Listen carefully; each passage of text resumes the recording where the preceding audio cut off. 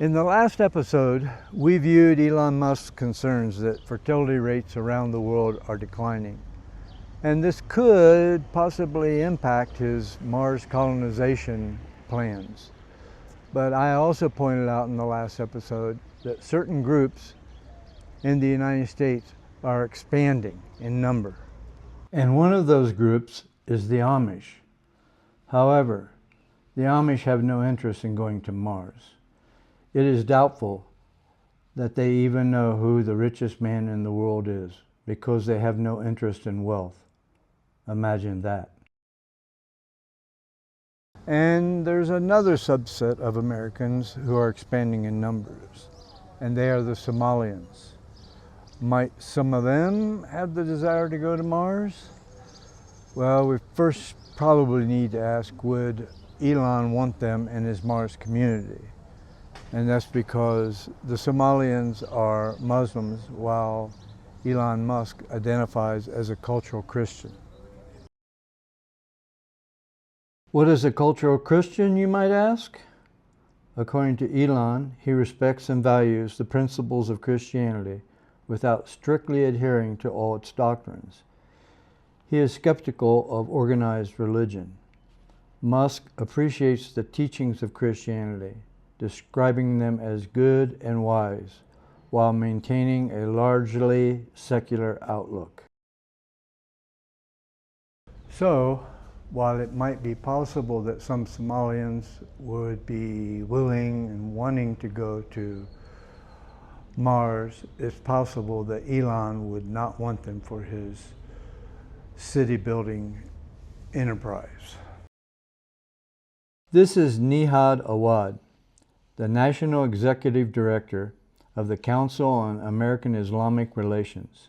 And according to him, Elon has made some remarks baselessly labeling law-abiding American Muslim organizations as terrorists, which was reckless and dangerous.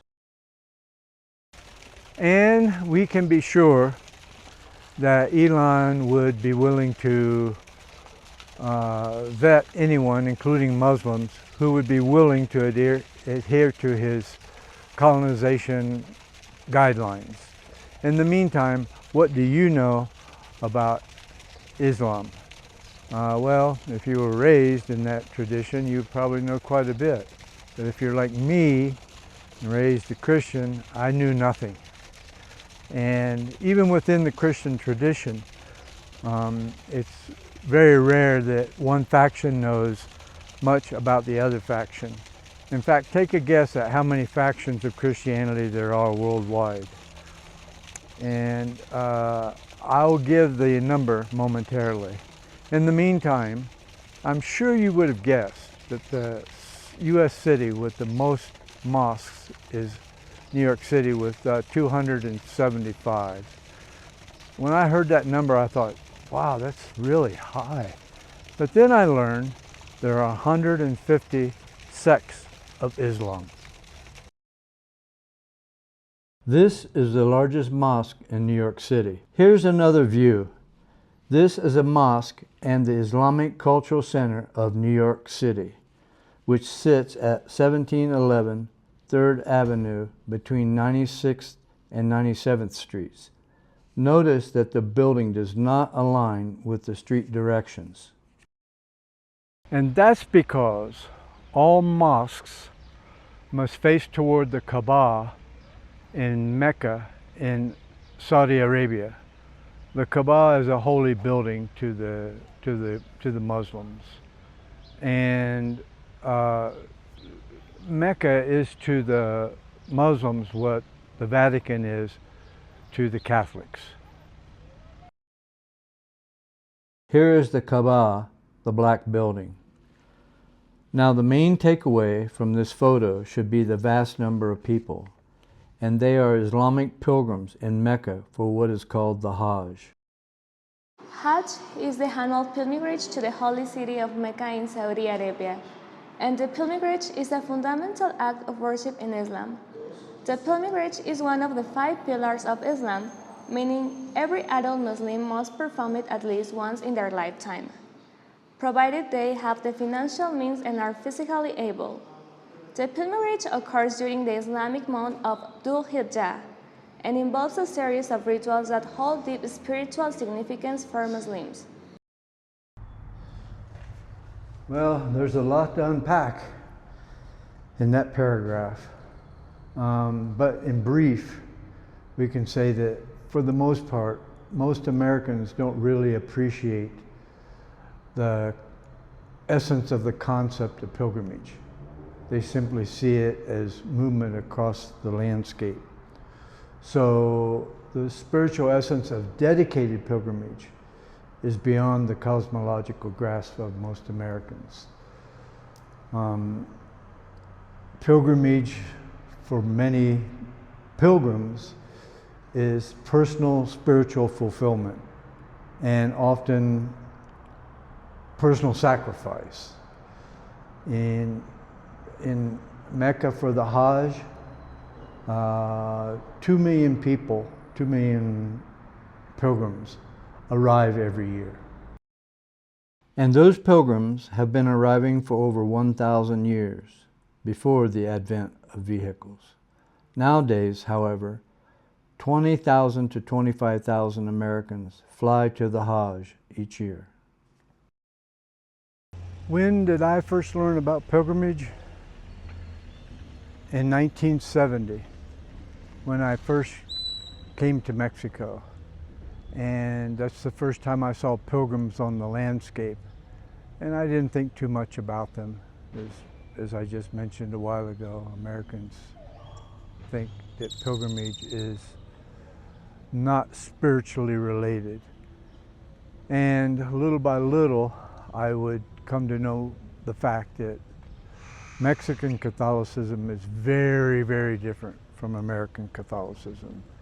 In Mexico, there's pilgrimages nearly all the time. And in fact, at the age of 60, I would make the 3-day walking pilgrimage from this church to the Basilica of the Virgin of Guadalupe. And the Basilica is the most visited place in the Catholic realm. Between 10 and 12 million people visit there every year. And on that pilgrimage, I would learn that there is a spiritual essence to dedicated pilgrimage. And then I have to compare that to when was the first time I learned about Islam. And as near as I can reconstruct, it was in university. But since then, I've come to have several really, really good Muslim friends. And upon visiting a Muslim friend in Malaysia, he informed me of the arrows in the hotel rooms so that all Muslims knew which direction to face toward Mecca for prayers 5 times a day. In the first episode, we saw that some 3,000 American churches are closing annually. And that can be compared to the fact that mosques are popping up everywhere in the United States. I need to read from my AI co-pilot here. In fact, the number of mosques has grown from around 2,100 in 2010 to 2,700 in 2020, meaning a 30% increase. That was 2020, so there might be more increase. But this is what my AI co-pilot said. This is not my wording. This growth has been driven by immigration, natural population increase, and the diversity of the Muslim community, which often establishes new congregations that reflect ethnic and religious traditions. Mosques are now present in every U.S. state, and increasingly, they are being built in suburban areas rather than city centers or small towns, mirroring broader socioeconomic shifts in the American Muslim population. Well, have you guessed the number of Christian factions worldwide. The estimates are between 25,000 and 27,000 worldwide. And in a future episode, we will come to epistemological grips with the fact that each one of those factions is selling the idea that they have the religious truth. That's a lot of religious truths. And if you had to use their proclamations to make a choice, it'd be like picking a horse on the merry-go-round. In the meantime, we have to give some consideration to the idea of what religion might look like on Mars. For the moment, let's see some satirical future situation in which American Somalians are sent to Mars by ICE. Why them? Well, President Trump has labeled them as garbage. And he says all they do is complain, complain, complain. And they're destroying our country. And to cap it off, he wants to send them back to where they came from. So maybe Mars is a better option for President Trump. After all, they did fly here. Of course, Congresswoman and Somalian Ilhan Omar, pictured here, might object to Somalians being sent to Mars. On the other hand, maybe she'd be Mars's first president. At present, there are about 64,000 individuals with Somalian ancestry in Minnesota and 21,000 in Ohio. So should we picture the satirical Mars-like ice send-off similar to the Trail of Tears? But there's probably a lot of young people who don't understand the Trail of Tears. The Trail of Tears was the forced removal of Native Americans from the southeastern United States between 1830 and 1850. About 60,000 individuals were moved to the west of the Mississippi River. And the entire process was spearheaded by super racist President Andrew Jackson.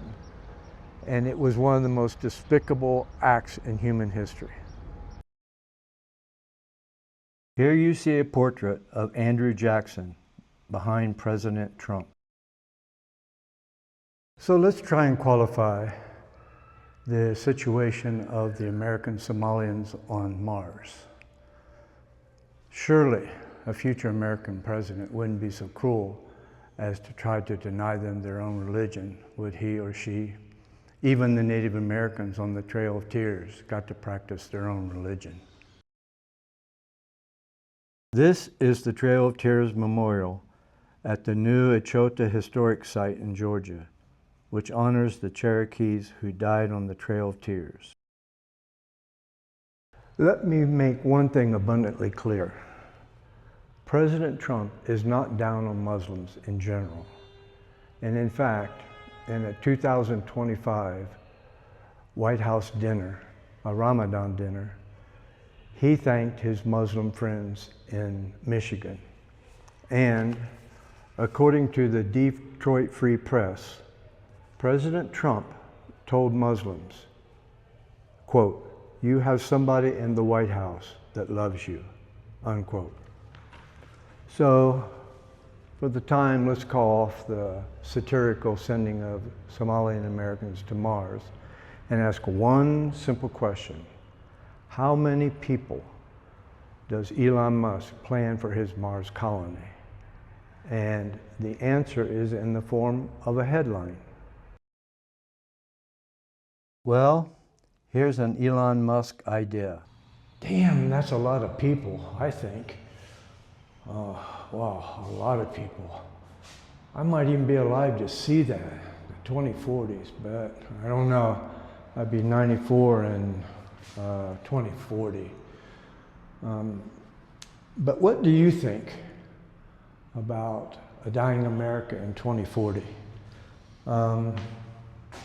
More importantly, do you think that the richest country ever will finally have universal health care in 2040? And maybe more important, what do you think the health care will be like on Mars?